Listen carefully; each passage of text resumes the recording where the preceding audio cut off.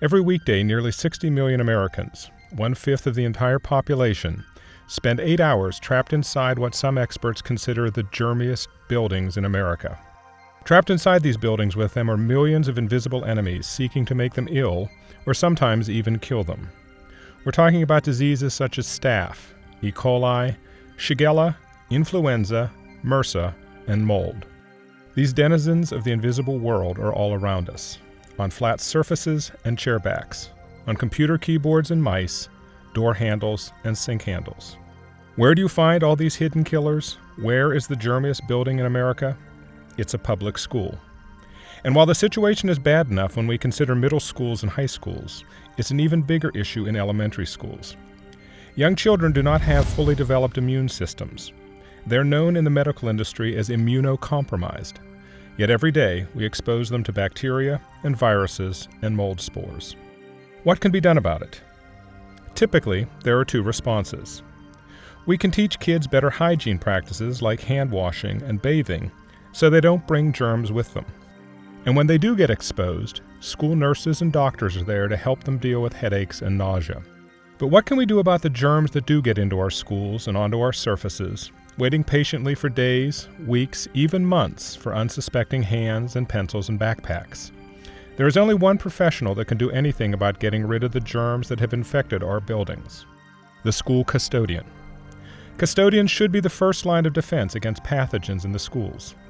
Unfortunately, most janitors today are not trained or equipped to deal with this invisible world.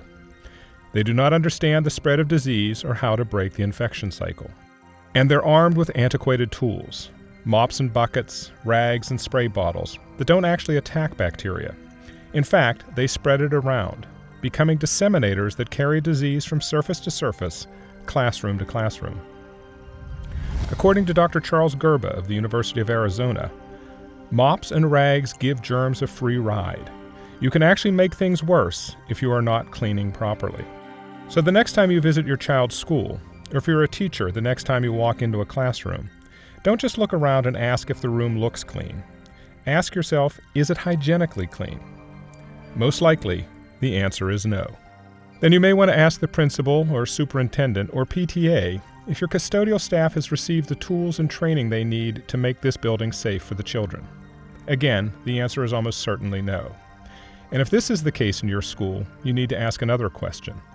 Why isn't the district doing something about this? Doing what is necessary to protect our children, the teachers, and the staff from the germiest buildings in America?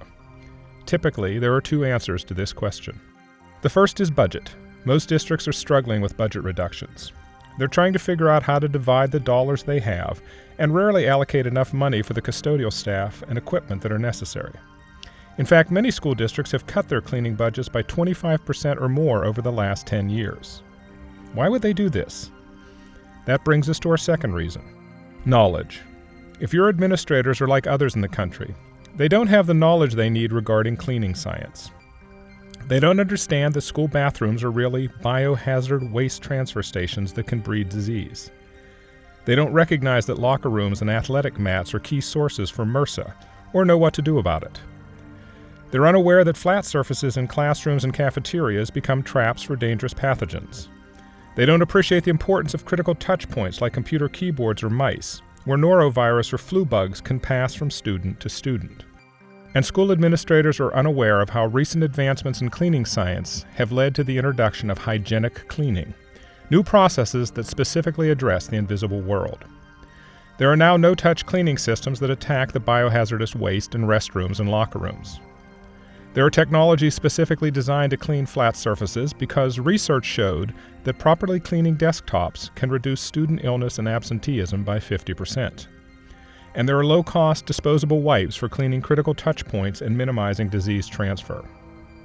And finally, one of the most important advancements is the new ATP meter, which accurately measures biopollution and makes the invisible world visible. Surprisingly, all of these hygienic cleaning solutions have come from one company dedicated to using science to enhance life: Kivak Cleaning Systems. So if you're worried about your children's health and want to make a difference in your school district regarding proper cleaning, now you can.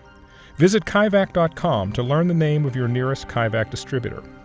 They can provide you with the information you need to approach your PTA, school board, and school administrators to make them aware of the problem. And the distributor will consult with your school's facility manager and custodial staff regarding hygienic green cleaning that will keep your schools from being the germiest buildings in America. You can make a difference. Visit Kaivac.com today.